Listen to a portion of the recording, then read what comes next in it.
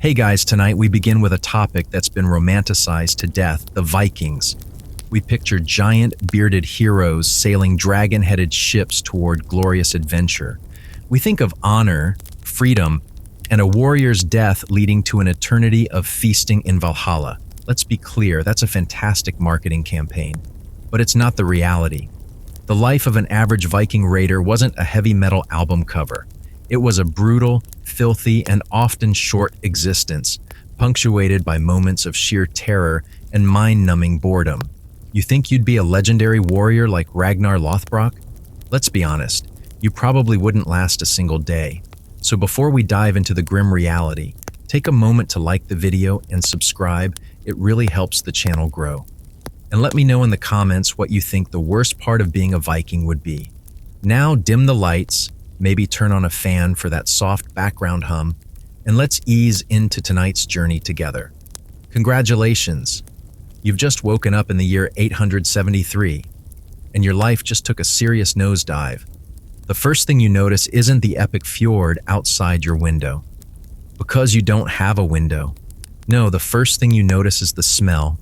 It's a fragrant symphony, a complex bouquet of stale sweat, damp wool, animal manure, and the acrid sting of a poorly ventilated fire pit that's been smoldering all night. This isn't the crisp, clean air of a Scandinavian travel brochure. This is the signature scent of home. Home is a longhouse, which is a fancy way of saying it's a giant, smoky wooden tube you share with about 30 other people and, if you're lucky, some of your livestock during the winter. Privacy? What's that?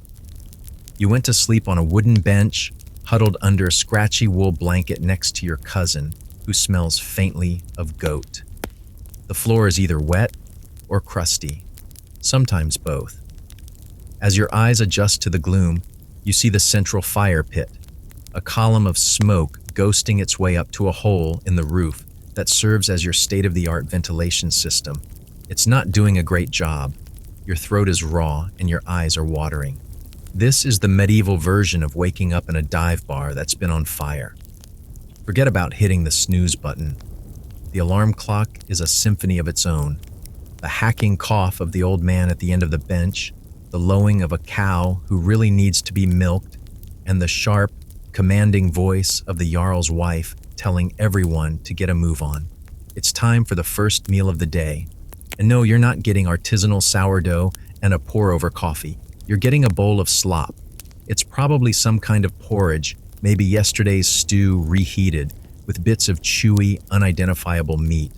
The flavor profile ranges from bland to vaguely rancid, depending on how the last hunt went. You choke it down because it's all you're getting. There are no snack cupboards, there is no second breakfast. Now, let's talk about hygiene, or the profound lack thereof. You haven't brushed your teeth, but don't worry, nobody else has either. That furry film on your teeth is a communal experience. A trip to the bathroom involves a brisk walk to a designated ditch outside.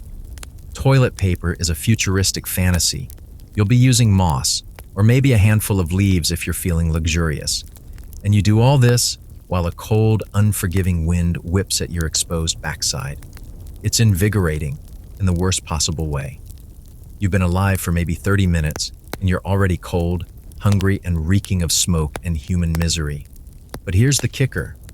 The Jarl, a man whose muscles have muscles, and who carries an axe the way you carry your phone, has decided it's raiding season.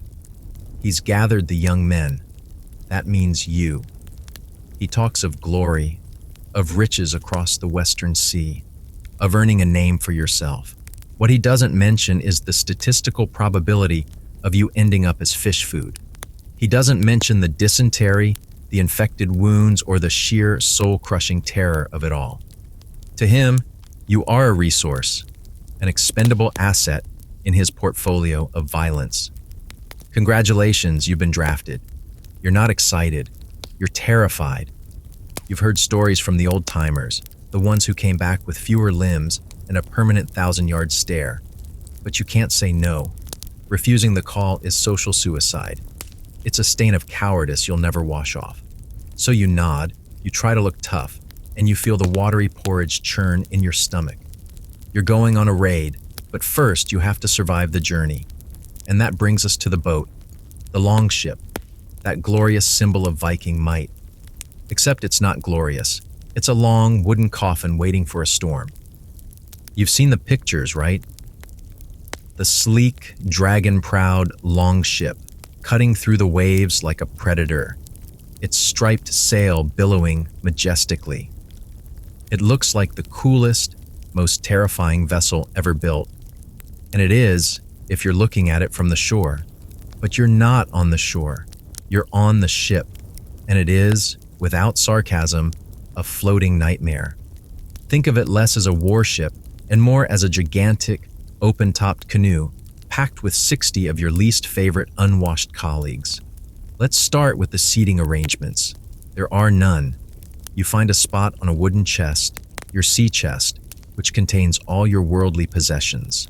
A spare tunic, a whetstone for your axe, and maybe a chunk of dried fish that's already starting to look suspicious. This chest is your chair, your dining table, and your pillow for the next several weeks. It is not ergonomic. It is not comfortable. Your back is going to be a mess of knots and splinters before you even see land. The ship is long and narrow, maybe only 5 meters wide. With 60 men, their chests, their weapons, and all the supplies for the voyage, there is no room to move. You are literally shoulder to shoulder with a guy named Olaf who has a hacking cough and a fundamental misunderstanding of personal space. Now, let's talk about the amenities. Spoiler alert, there are none. The ship is entirely open to the elements. When it rains, you get wet. When the sun beats down, you get burned. But the real fun begins when the waves pick up. The North Sea isn't a gentle pond. It's a raging, churning monster of icy water. Waves don't just splash over the side, they crash over in solid sheets, drenching you and everything you own. You are perpetually cold and damp, the kind of damp that seeps into your bones and stays there. The bottom of the boat is a permanent sloshing puddle of frigid seawater, vomit, and whatever else leaks out of the crew. Bailing is a full-time job for several of you, a Sisyphean task of chucking water out just to have the next wave dump it all back in.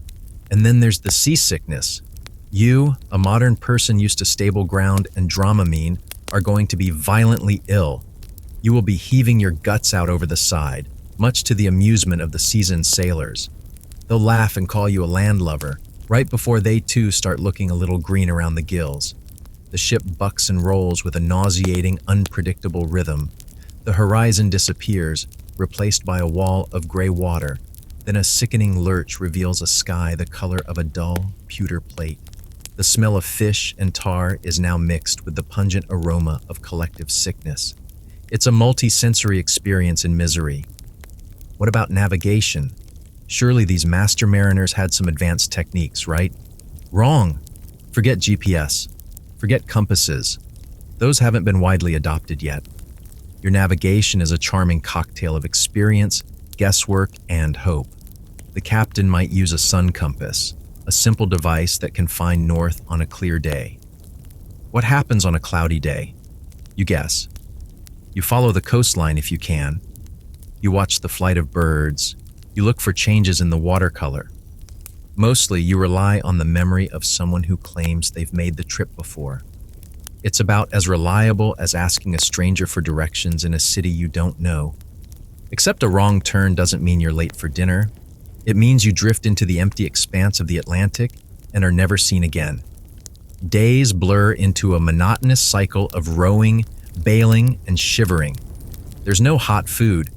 You're gnawing on hardtack, a tooth-breakingly hard biscuit, and that same dried, salty fish. The water is stored in wooden barrels and tastes of algae and wood rot. It's a breeding ground for bacteria, a ticking time bomb of dysentery. Every sip is a gamble. You're exhausted, you're sick, you're starving, and you're bored out of your mind. But you can't check out. You can't put on headphones and listen to a podcast. You just sit there, in the damp and the stink, watching the endless gray water, listening to the groan of the timbers and the snores of the man next to you. You start to think that maybe, Just maybe drowning would be a welcome relief. But just as that thought crosses your mind, someone shouts, "Land ahead!" The misery of the voyage is about to be replaced by a whole new flavor of horror. The raid is about to begin. After weeks of what can only be described as a camping trip in a hurricane, the sight of land should be a relief. It isn't. It's a spike of pure, undiluted adrenaline and terror. This isn't a vacation destination. This is the workplace, and your job is armed robbery on a national scale. The romance of the raid, the idea of a synchronized, glorious charge of warriors, is a fantasy. The reality is a clumsy, chaotic, and terrifying scramble for your life. First, there's the landing. You don't get to pull up to a convenient dock. Your Jarl, Eric, is looking for a soft target. That means an isolated monastery, a small village, a farmstead that looks undefended. You have to bring the longship in through the surf, trying not to get swamped or smashed on hidden rocks. You leap out into the cold, waist-deep water, your boots instantly filling with sand and icy brine. You're trying to haul the heavy boat onto the beach while fumbling with your shield and your axe, your legs numb and clumsy from weeks of sitting. This isn't a graceful amphibious assault. It's a frantic, disorganized mess. You're already cold, wet, and off balance before the first blow is even struck. Now you have to move, and you have to move fast. Surprise is your only real advantage. You're not a trained soldier.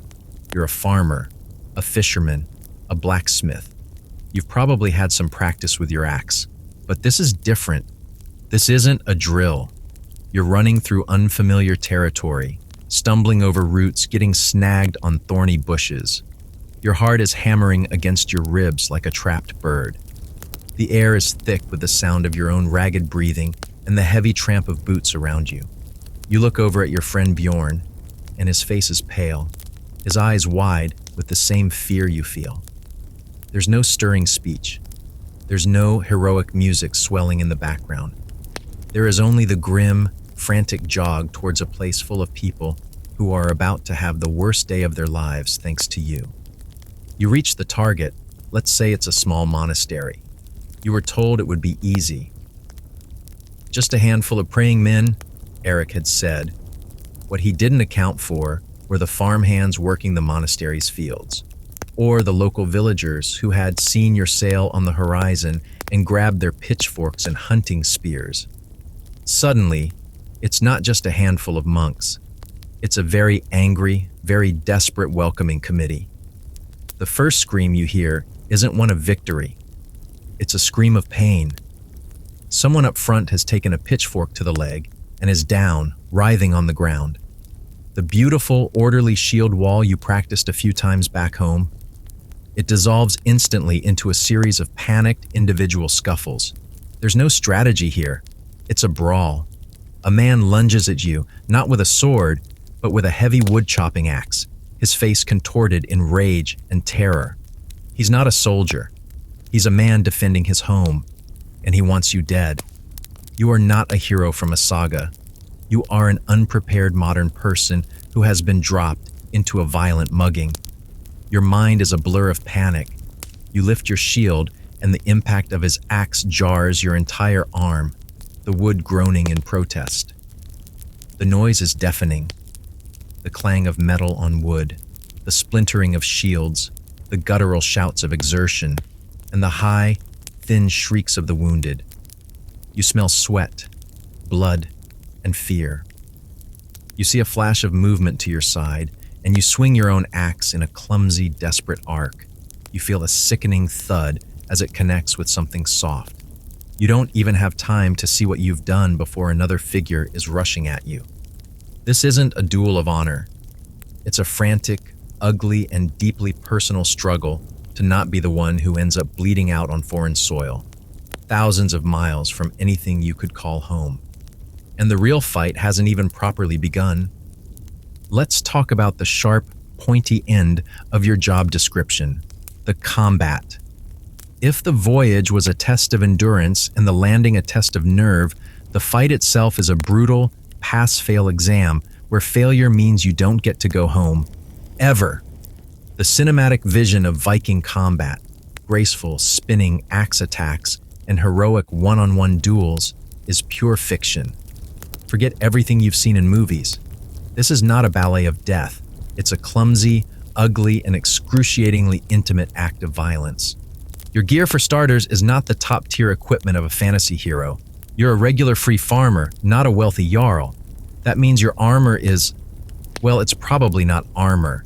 You're wearing a thick wool or leather tunic. Maybe if you're lucky, you have a padded jacket called a gambeson. It might stop a glancing blow, but it's not going to do much against a determined spear thrust or a full-force axe swing. A chainmail shirt, that's the medieval equivalent of a luxury sports car. It costs a fortune in iron and labor. Only the jarl and his personal retainers, the professional warriors, can afford that. You are the soft, fleshy, unprotected majority. Your main piece of defensive gear is your shield. It's a round plank of wood, maybe faced with leather, with a metal boss in the center to protect your hand. It feels heavy, awkward, and desperately inadequate. Your weapon is a simple axe. It's not a monstrous double-bladed fantasy weapon. It's a tool. It's the same axe you might use for chopping wood, just a bit more balanced for a fight. It's heavy. After a few swings, your arm feels like lead. Your other option might be a spear.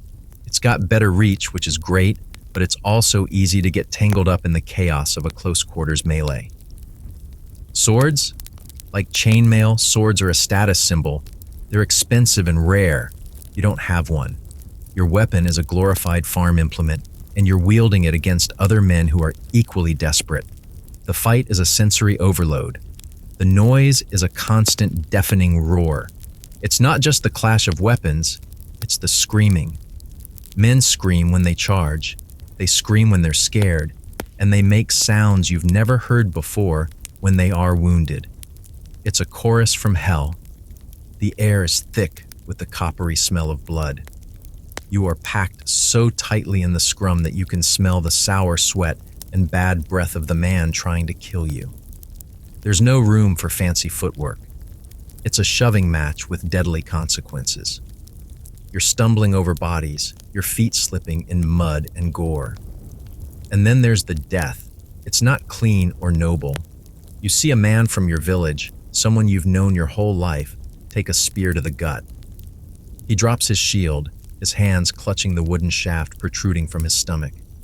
His eyes go wide with a look of stunned disbelief. He makes a wet, gurgling sound and slumps to his knees. There is no time to help him. There is no time to mourn. You have to keep moving, keep fighting, because to hesitate is to join him. Let's say you survive the first few minutes. You're exhausted, your arm is trembling, your shield is a splintered wreck. You manage to land a blow. The feeling of your axe biting into flesh and bone is not a feeling of triumph. It's a sickening, jarring crunch that travels up your arm. The person you just struck falls, and for a split second, you see their face. It's not the face of a monster. It's the face of a terrified kid, younger than you, and that image is now seared into your brain forever. You've survived, for now, but you are wounded. A deep cut on your forearm. It's bleeding freely. In the modern world, this means a trip to the emergency room for stitches and antibiotics. In the 9th century, it's a death sentence waiting to happen. There are no antibiotics. There is only dirty cloth, maybe some moss stuffed into the wound, and a prayer. Gangrene and infection are now a far greater threat than any enemy axe. You won the fight, but you might have just lost your life in slow motion. The screaming has subsided, replaced by the groans of the wounded and the crackle of fires. The fight is over. You survived. You look around at the devastation, the bodies, the burning buildings, and a single thought cuts through the adrenaline haze. Was it worth it? This is the part of the raid you were waiting for. The payoff, the loot, the whole reason you endured the hellish voyage and the terror of combat. You're picturing chests overflowing with gold coins and shimmering jewels, right? Let me introduce you to the grim reality of Viking loot. Think less like a dragon's hoard and more like a messy estate sale. The primary targets of these early raids, like monasteries, weren't bursting with treasure. Their wealth was in land and influence, things you can't exactly haul back to the longship. What could you carry? You'd grab precious metalwork, of course. Silver chalices, golden crucifixes, jewel-encrusted book covers. But these things were often sacred. So you, a pagan, are smashing apart a beautiful, intricate cross to get at the gems, or melting down a silver plate. It's not a heist, it's scrap metal collection, and there isn't nearly as much of it as you'd think. The Jarl and his inner circle, the guys in the fancy mail shirts who conveniently fought in the less dangerous spots, they get first pick. They'll take the few high-value items, a nice sword, a silver armband, a cask of decent wine. By the time it's your turn to grab something, the pickings are slim. You shove a few silver candlesticks into a sack. Great. What else? You're not just looking for treasure, you're looking for anything of value. That means tools, iron pots, good quality woolen blankets, grain. You are essentially doing the world's most violent grocery run. You're stuffing sacks with wheat, rounding up terrified, squealing pigs, and trying to lead a very uncooperative cow back towards the ship. This is not the glorious wealth you were promised. This is manual labor, punctuated by the smell of burning thatch. But the most valuable commodity, the one that's both the most profitable and the most horrifying, is people. Slavery was a massive part of the Viking economy. You're not just a robber, you're a kidnapper. You are rounding up the survivors. Men, women, children. They are now thralls, slaves. They are no longer people. They are property. They are part of the loot to be divided up just like the silver and the livestock. You grab a crying woman by the arm, her children clinging to her legs, and you drag her towards the beach. This is your job now. Their terror, their pleas, you have to ignore them. Because if you don't bring back valuable goods, your share of the raid will be worthless. Your reputation will be mud. Finally, everything is gathered on the beach. It's a pathetic-looking pile of junk, livestock, and traumatized human beings. Now comes the accounting. The Jarl stands over the haul, and he divides it. He gets the largest share, of course. His top warriors get the next cut. Then it's divided among the rest of you. Your share for risking your life? A pig? A sack of someone else's grain? A dented silver cup? And maybe a share in a slave you'll sell at the market back home. It feels inadequate. You look at your wounded arm, you think of the friend you saw die, and you look at your pathetic pile of loot. The cost-benefit analysis is starting to look really, really bad.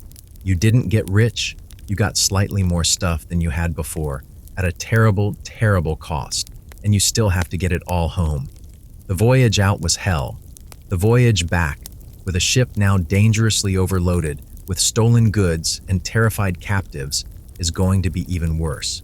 But before you even set sail, you have to remember who's in charge of this whole mess. Let's talk about your boss. So you've got your meager pile of loot and an infected gash in your arm. You might be feeling a little resentful, a little like this whole raiding business is a raw deal. Well, I have bad news for you. You don't have a union rep. You can't file a complaint with HR. Your boss is the Jarl, and his management style is what modern business consultants would gently call results-oriented and what you would call terrifying. Let's unpack the corporate culture of a Viking raiding party. The Jarl, your chieftain, is not your friend. He's not your mentor. He is the CEO, the general, and the supreme authority all rolled into one. His power is absolute. He decided when to raid, where to raid, and who to bring. His word is law. You follow him not just because he's charismatic, but because he has proven himself to be the most successful, most ruthless, and most dangerous person in the community. He maintains his position through a combination of generosity and violence. He rewards his loyal followers with gifts, an arm ring, a weapon, a place of honor at the feast, and he brutally deals with anyone who questions his authority. Think of it as a performance review, where a negative assessment is delivered with the sharp end of an axe. You are not a partner in this enterprise. You are, at best, a freelancer on the gig economy of pillage. You swore an oath to him. This oath binds you to his service. In return, he provides you with the opportunity for loot and glory. But it's an incredibly one-sided contract. All the risk is on you. If you die, you're just another casualty. He'll find someone else to take your spot on the rowing bench next season.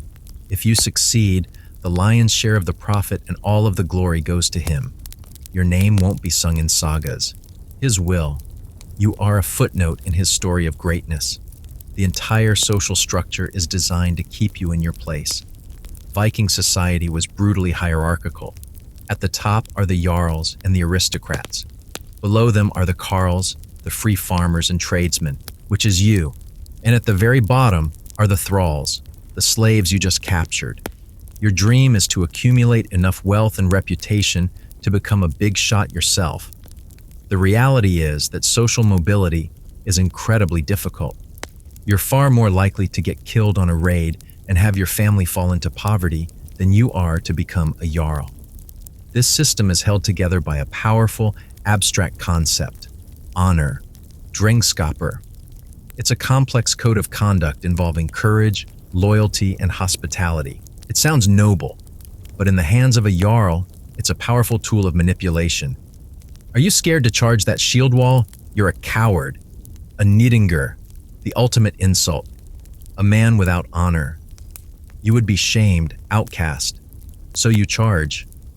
Are you questioning the Jarl's decision to attack a fortified town that's clearly a suicide mission? You are being disloyal. You are breaking your oath. So you keep your mouth shut and sharpen your axe. Honor is the reason you will do things that are completely against your own self-interest. It's the cultural programming that ensures a steady supply of young men willing to die for someone else's profit. You look at your Jarl, Eric.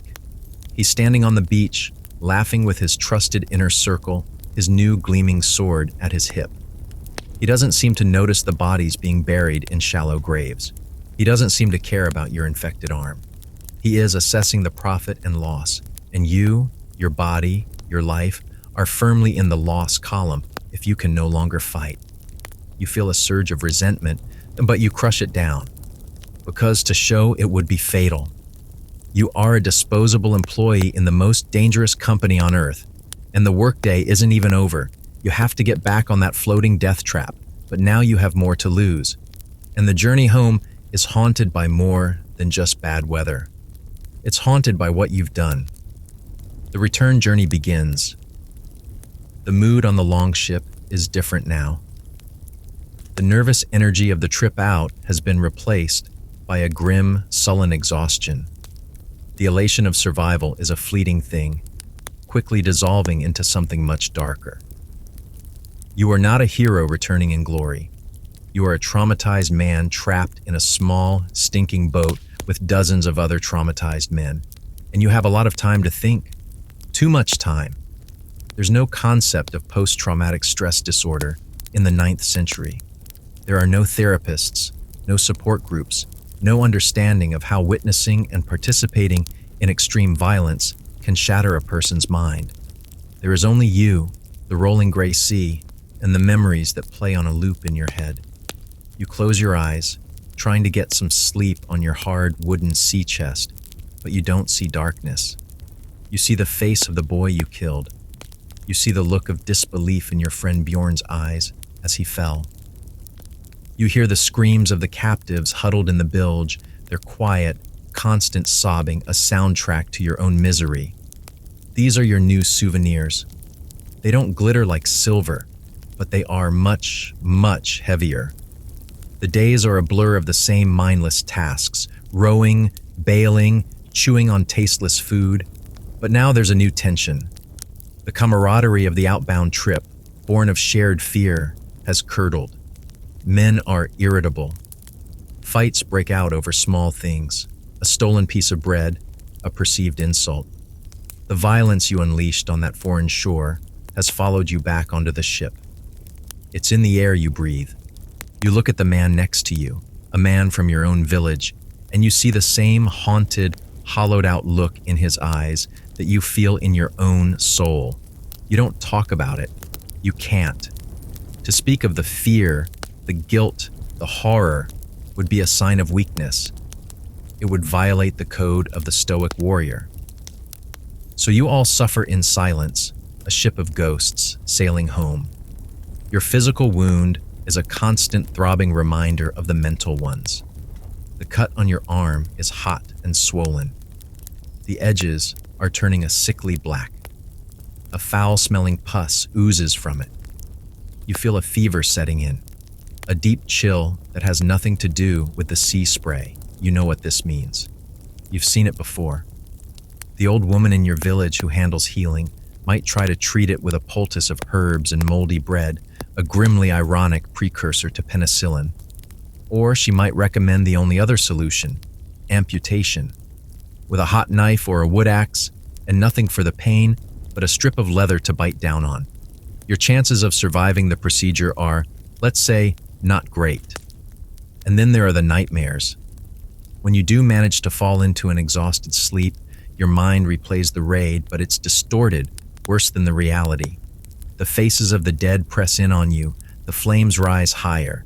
You wake up with a jerk, your heart pounding, slick with a cold sweat that has nothing to do with the fever. The man sleeping next to you grunts. The sea demons have you.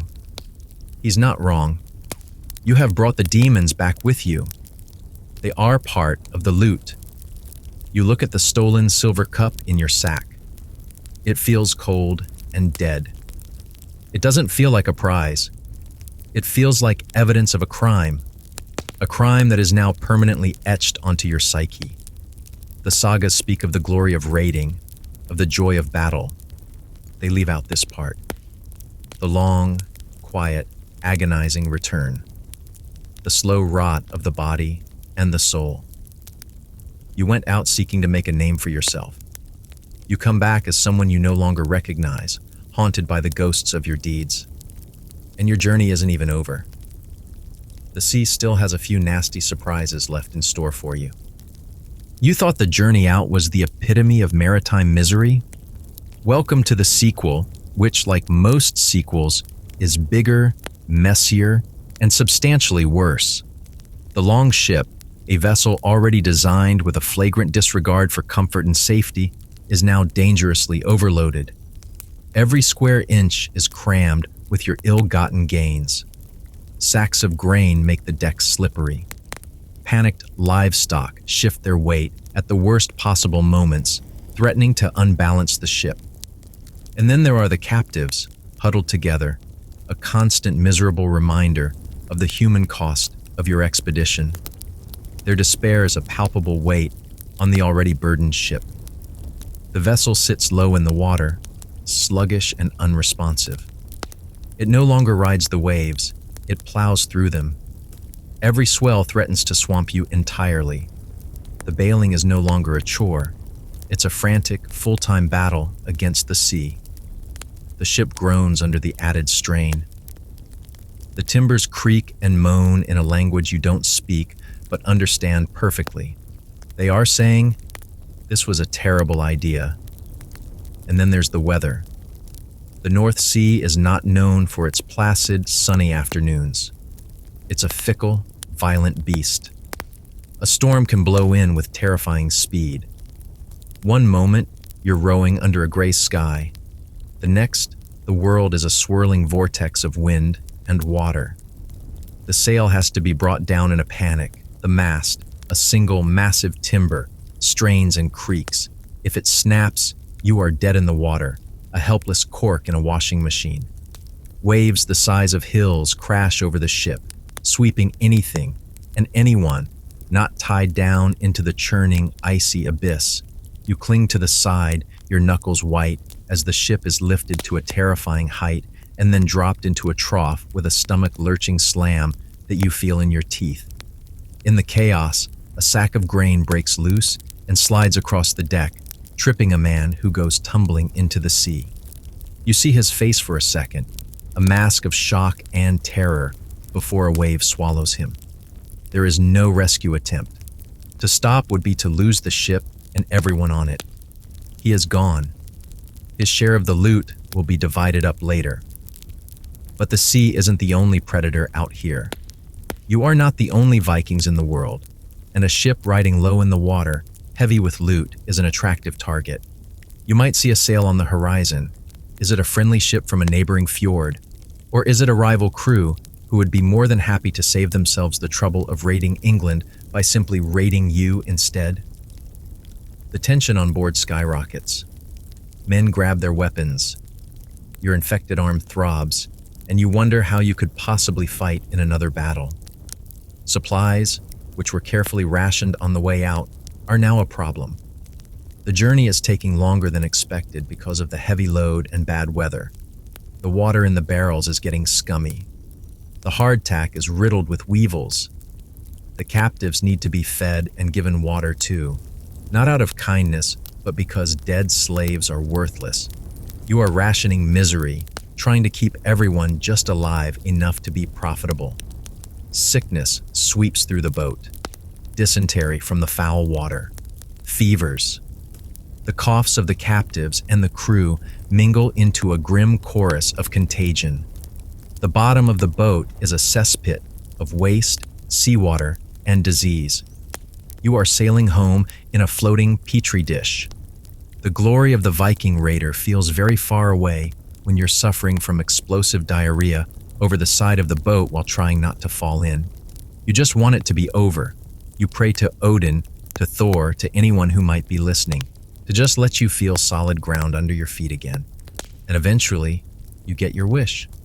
You see the familiar shape of your own coastline, your home, but don't expect a hero's welcome. The longship finally grinds against the familiar shore of your home village. The relief is so profound, it almost makes you dizzy. You stumble onto the rocky beach, your legs unsteady after weeks at sea. You are home. You survived. But the fantasy of returning as a conquering hero, showered with praise and admiration, quickly evaporates in the cold, hard light of Scandinavian reality. Your family rushes to greet you, your mother, your wife. Their joy at seeing you alive is real, but it's etched with worry. They don't see a glorious warrior. They see a man who is thinner, dirtier, with a haunted look in his eyes and a festering wound on his arm. They see the cost of the raid, not the glory. Your children, who were small when you left, look at you with a mixture of awe and fear. You are a stranger to them, smelling of salt, blood, and distant sorrows. The loot is unloaded. Your meager share, the cow, the grain, the dented cup, is brought to your longhouse. It looks unimpressive. It's certainly not enough to change your life. It will help you get through the coming winter. It might mean you eat a little better for a few months, but it is not the foundation of a new dynasty. It is a temporary patch on the constant struggle of subsistence farming. You look at your own small, smoky longhouse and you realize that all you did was risk your life to steal the winter supplies of a family exactly like your own across the sea. The thought is deeply unsettling. Now you have to deal with the consequences. Your arm is a serious problem. The village healer, an old woman named Astrid, examines it with a critical eye. She tuts and shakes her head. She cleans it with boiled water and packs it with a pungent mash of herbs. It's a roll of the dice. Maybe it will work. Maybe the fever will break. Or maybe in a week you'll be delirious and dying of sepsis. Or facing the horror of amputation without anesthesia. Your future now hinges on the dubious medicinal properties of local flora. Then there's the social aspect. You are expected to be the life of the party. In the Jarl's Great Hall, there will be a feast to celebrate the successful raid. Ali will flow freely. The Jarl will boast of his cunning. The Skald, the poet, will begin to weave the story into a grand song. But the song will be a lie. It will speak of brave warriors and craven enemies. It will edit out the terror, the clumsy, ugly deaths, the screaming captives.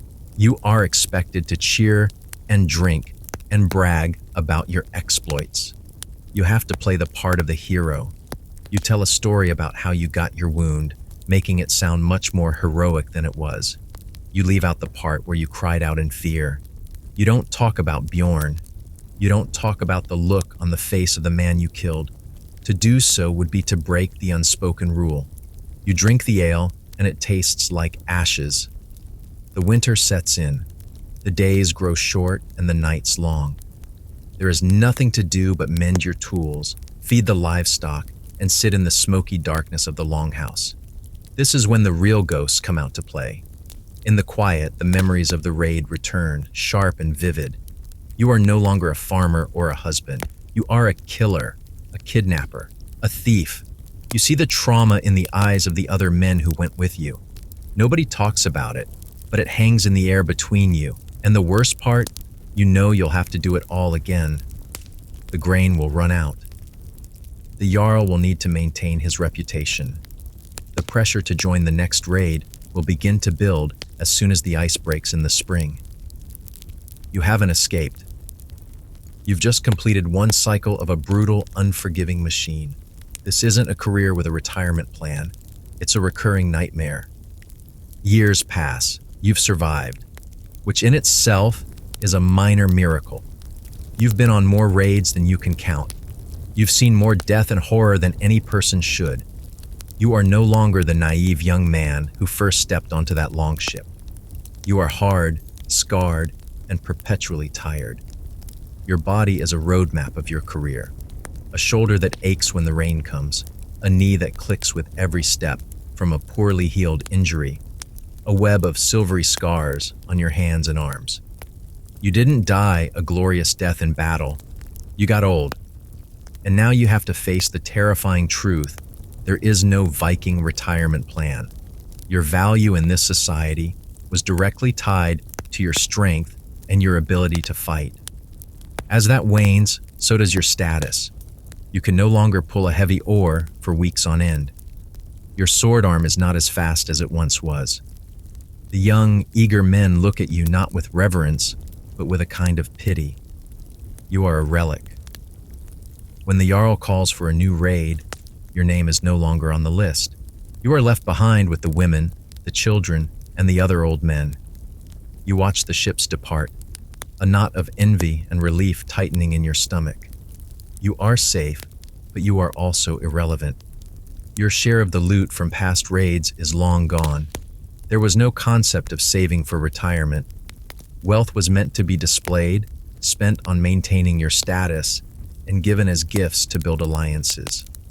What you have is your farm, your family, and your memories. The farm is hard work, and your aging body protests with every swing of the scythe. Your sons are now the ones going on raids, and you feel a sickening dread every time they leave, a dread you now understand from your father's perspective. The dream of Valhalla, the great hall where warriors feast and fight until the end of time, starts to feel like a cruel joke. That glorious end was reserved for those slain in battle. What happens to you? What happens to the warrior who simply gets old? The theology is a bit fuzzy on that point. You'll likely go to Helheim, the dreary, misty realm of the dead ruled by the goddess Hel.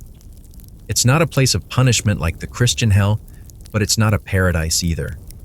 It's a gray, shadowy, and deeply boring eternity for those who died of sickness or old age. A straw death, they called it, the ultimate anticlimax. After a life of terror and adrenaline, your reward is eternal mediocrity. You spend your final years by the fire, telling stories to your grandchildren, but you tell the edited versions, the ones that sound like the Scald's songs. You talk of glory and adventure because the truth is too bleak for a child's ears. You can't tell them about the smell of a burning monastery or the weight of a dying man in your arms. Those truths you keep for yourself. They are your constant companions in the long, dark nights. One day, an old wound, a simple splinter in your hand, becomes infected. Or a toothache blossoms into a fatal abscess. Or your lungs, scarred from years of breathing longhouse smoke, finally give out. Your death is not glorious. It is not dramatic. It is quiet, painful, and mundane. You die on a straw mattress, surrounded by your family, a fate you once would have considered shameful. As your vision fades, you don't see the shimmering gates of Asgard. You see only the faces of the ghosts you created, come to finally escort you into the gray, unending twilight. You were a Viking raider. You survived the swords and the seas. But in the end, the most formidable enemy of all was time itself. And it always wins.